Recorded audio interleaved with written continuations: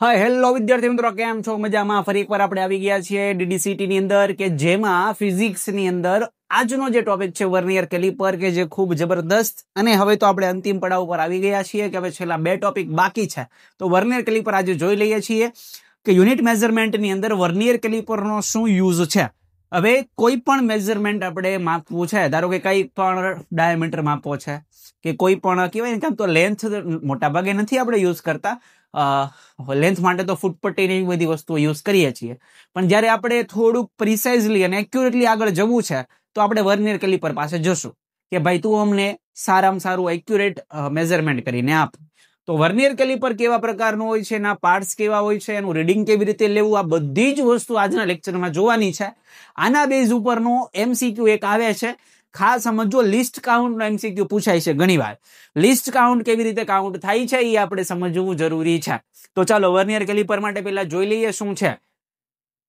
તો precision instrument used to measure. આ precision માટે આપણે મેઝર કરતા હોઈએ, મીન્સ કે એનો યુઝ કરતા હોઈએ છીએ. શું આમાંથી તમે માપી શકો છો? ઇન્ટરનલ ડાયામીટર એટલે કે તમારો જે કહેવાય ને કે વ્યાસ, અંદરનો વ્યાસ. હવે તમને એક એઝમ્પશન્સ આપું. તમે એક કામ કરો, આપણી પાસે પીવીસી ની પાઇપ હોય તો કે હા હોય. પીવીસી ની પાઇપને એઝ્યુમ કરો તો એની અંદરનો એક ડાયામીટર હોય. આપણી પાસે આવી રીતે આમ પીવીસી ની પાઇપ હોય તમારી પાસે, અને એક અંદર આવી રીતે આમ આવું હોય.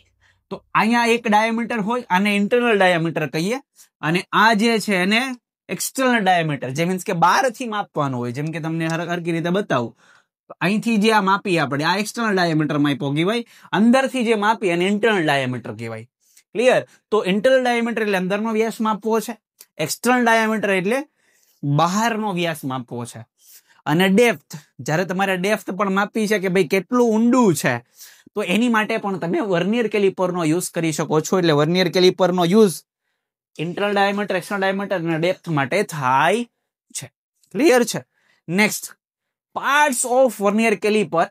જે તમારા પાર્ટ કયા કયા પાર્ટ્સ ને આપણે જોઈએ છીએ. તો કે આની અંદર એક તો મેઇન સ્કેલ આવશે, વર્નિયર સ્કેલ આવશે, આઉટસાઇડ જોસ હશે, ઇનસાઇડ જો હશે, ડેપ્થ રોડ અને લોકિંગ સ્ક્રૂ. તો આટલી વસ્તુ આપણે જોવાની છે. તો જો તમને આ ફિગર એક દેખાઈ રહી છે, આ ફિગર આપણે ક્યાંક જોયેલી છે, કેમ કે ડિપ્લોમાના ફર્સ્ટ કે સેકન્ડ સેમેસ્ટરમાં તમારે ફિઝિક્સ નામનો મીન્સ કે આખો સબ્જેક્ટ આવતો, અને એની અંદર પ્રેક્ટિકલની અંદર તમારે ક્યાંક તમે વર્નિયર કેલિપરને જોયું હશે ને આવું જ દેખાતું હશે. ક્લિયર? તો ચાલો પહેલા તો આને એક એક જે પાર્ટ્સ છે ને સમજતા જઈએ. આ ઇન્ટરનલ જો છે, બરાબર છે? ઇન્ટરનલ જો એટલે આની વાત જે કરી રહ્યા છીએ આપણા ઇન્ટરનલ જો છે. ઓકે, જેનું કામ શું છે? ઇન્ટરનલ ડાયામીટર મેઝર કરવાનું. આપણે જોયું ને, ઇન્ટરનલ ડાયામીટર જોવા છે આપણે. ઇન્ટરનલ ડાયામીટર મેઝર કરવા માટે ઇન્ટરનલ જો નો આપણે યુઝ કરીએ છીએ. નેક્સ્ટ, તમારી પાસે એક્સટર્નલ જો છે, આ તમારે એક્સટર્નલ જો, આને આપણે શું કહીએ છીએ? એક્સટર્નલ જો કહીએ છીએ. તમારી પાસે બે પ્રકારના જો એટલે જડબા, જે આમ છૂટા થાય ને ભેગા થાય.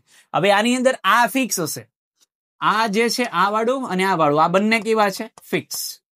આ ફિક્સ હશે. ક્લિયર છે? આ તમારું ફિક્સ હશે, અને આ વાળું તમારું મૂવેબલ છે. કેમ મૂવેબલ સમજાવું હમણાં. આ પણ તમારું મૂવેબલ.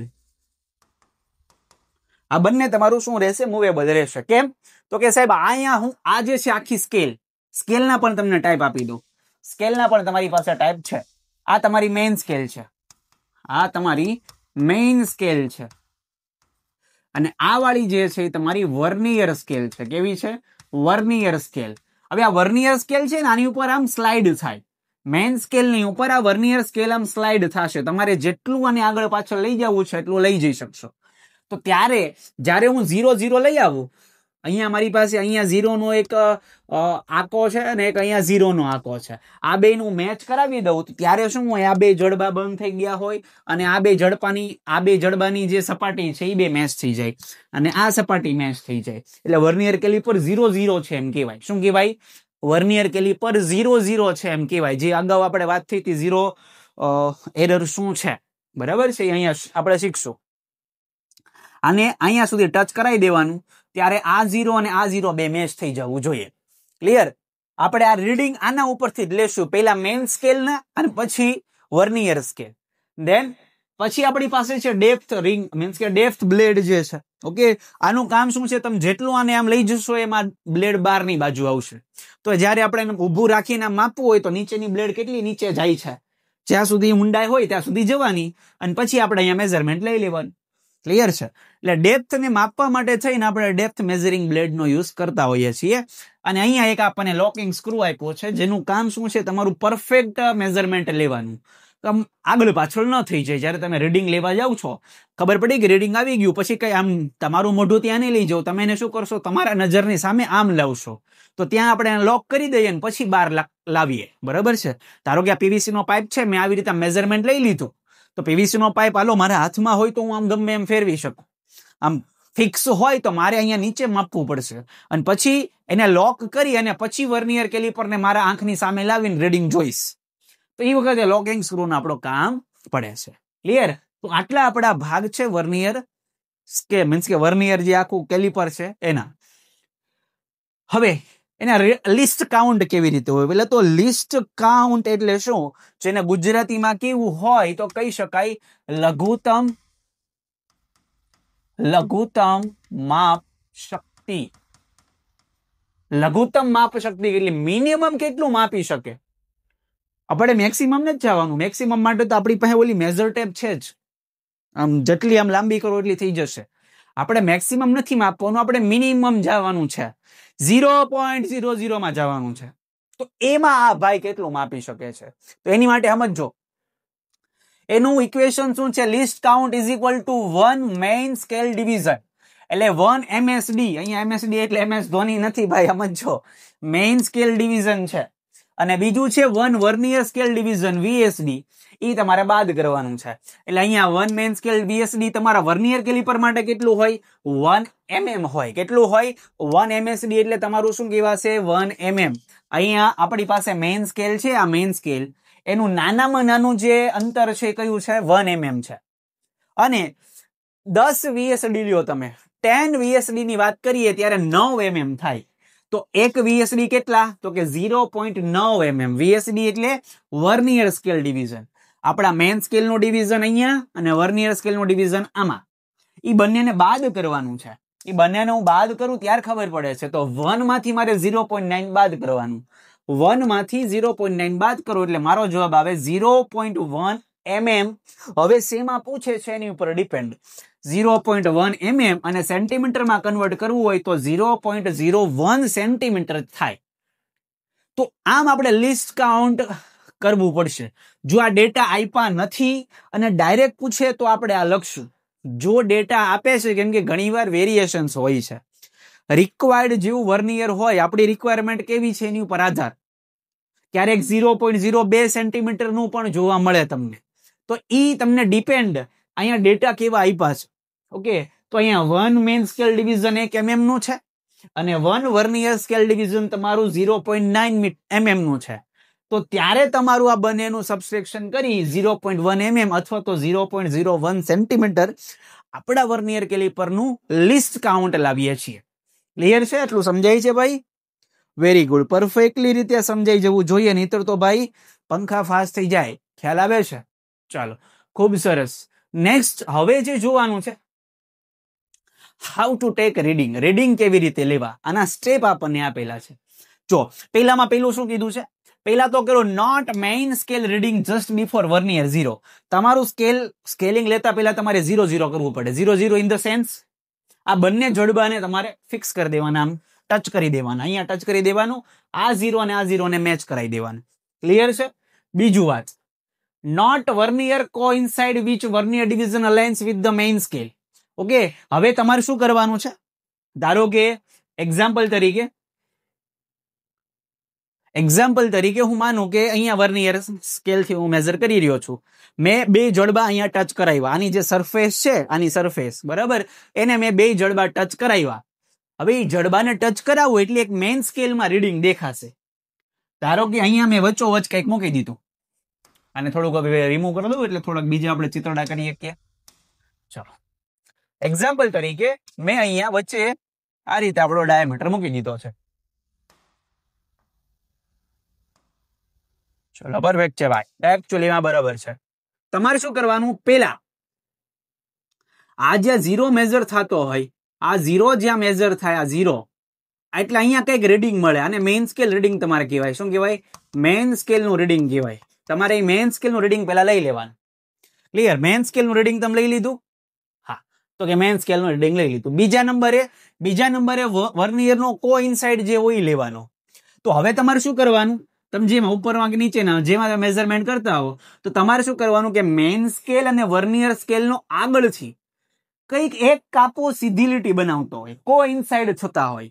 તો પહેલો કાપો કોઇન્સાઇડ નથી થતો, બીજો નથી થતો, પણ ત્રીજો જે આ કાપો છે ને એ કોઇન્સાઇડ થાય છે, બે મેચ થાય છે. વર્નિયર કેલિપરનો તે અને મેઇન સ્કેલનો તે. વર્નિયર સ્કેલનો અને મેઇન સ્કેલનો એક કાપો સીધો આમ મેચ થઈ જાય છે. કેટલામો કાપો છે એ આપણે જોવાનું. પહેલા તો મેઇન સ્કેલનું રીડિંગ લીધું. વર્નિયર સ્કેલની અંદર શું કરશું? તો કે આપણે કાપા 1 by 1 જોવા જશું. જે કાપો મેઇન સ્કેલના કાપા સાથે સીધી લાઈન બનાવે, બાકી ત્રાસી લાઈન હોય ને, એક આમ ને એક આમ થોડીક ત્રાસી હોય, પણ એક જગ્યાએ કોઇન્સાઇડ થઈ જાય, ઈ કાપો લેવા. ક્લિયર છે? હવે શું કરવાનું? તમારું એ બંનેને મલ્ટીપ્લાય કરવાનું. કોને? તો કે તમારું વર્નિયર સ્કેલનું જે તમારો કાપો આવ્યો એ અને તમારું લિસ્ટ કાઉન્ટ 0.01 સેન્ટીમીટર. તો મેઝરમેન્ટ કેવી રીતે બને જોજો.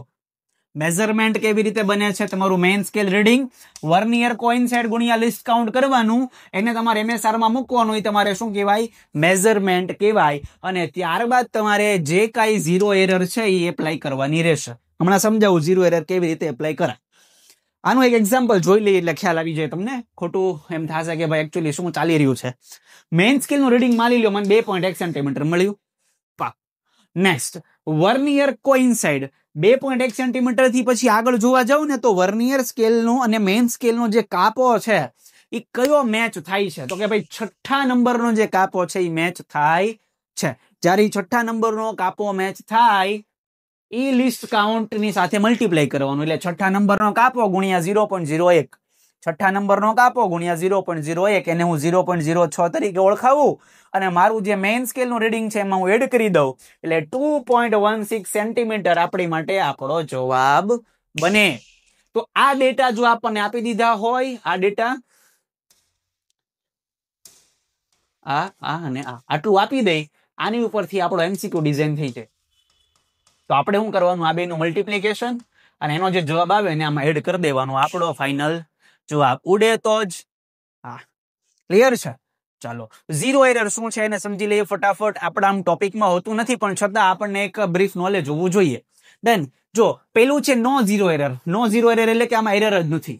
એરર નથી એટલે કે આપણે ઇન્સ્ટ્રુમેન્ટલ એરર આવી હતી, યાદ હોય તો. તો આમાં શું સમજવાનું આપણે? તો કે જ્યારે આપણે આને બેયને મેચ કરાવી દઈએ છીએ તો ત્યારે શું થાય છે? જ્યારે તમે એને મેચ કરાવો છો તો ત્યારે આનો ઝીરો અને આનો ઝીરો, બે ઝીરો મેચ થઈ જાય છે. બરાબર? વધારે આગળ કે પાછળ જાતું નથી. જો એ આગળ પાછળ ન જાય તો એને શું કહેવાય? ઝીરો એરર કહેવાય. તો ત્યાં આપણે કાંઈ કરવાનું નથી. ઝીરો ઓફ બોથ સ્કેલ કોઇન્સાઇડ, બે સ્કેલને તમે ભેગી કરો છો, 0 મેચ થઈ જાય છે. હવે વાત આવે છે પોઝિટિવ ઝીરોની. Vernier zero right to main scale zero. Vernier scale છે એ જમણી બાજુ રહેશે એટલે એરર કેવી રહે? પોઝિટિવ રહે. એટલે જ્યારે તમે જોવા જાઓ તો અહીંયા મેચ કરાવવા જાઉં છું, અહીંયા આ બે તો મેચ થઈ જાય છે, પણ અહીંનો ઝીરો અને અહીંનો ઝીરો, આ ઝીરો તમારો રાઈટ સાઈડ રહેશે. જો એ રાઈટ સાઈડ રહે તો તમારી જે એરર છે કેવી કહેવાય? પોઝિટિવ ઝીરો એરર કહેવાય. અને નેગેટિવ ઝીરો એરરમાં શું સમજવાનું? જો એ લેફ્ટ સાઈડ રહે છે, મેન સ્કેલના ઝીરોની લેફ્ટ સાઈડ રહે છે, તો એરર તમારી કેવી છે? નેગેટિવ છે. અને એને કેવી રીતે કરેક્ટ કરવું જોઈએ?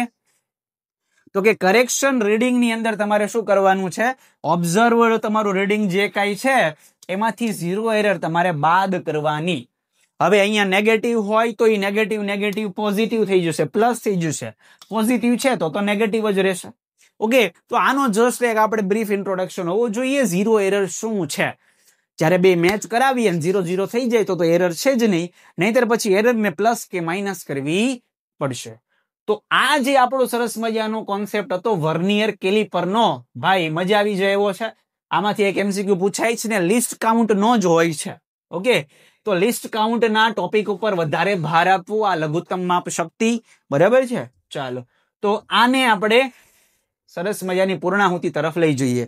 તો આવું અને આવું જ સરસ મજાનું ફિઝિક્સના કોન્સેપ્ટ શીખવા માટે, મેથ્સના કોન્સેપ્ટ શીખવા માટે, DDCET ના કોન્સેપ્ટ શીખવા માટે છે આપણી ચેનલને સબસ્ક્રાઇબ કરો, તમારા મિત્રો સાથે શેર કરો.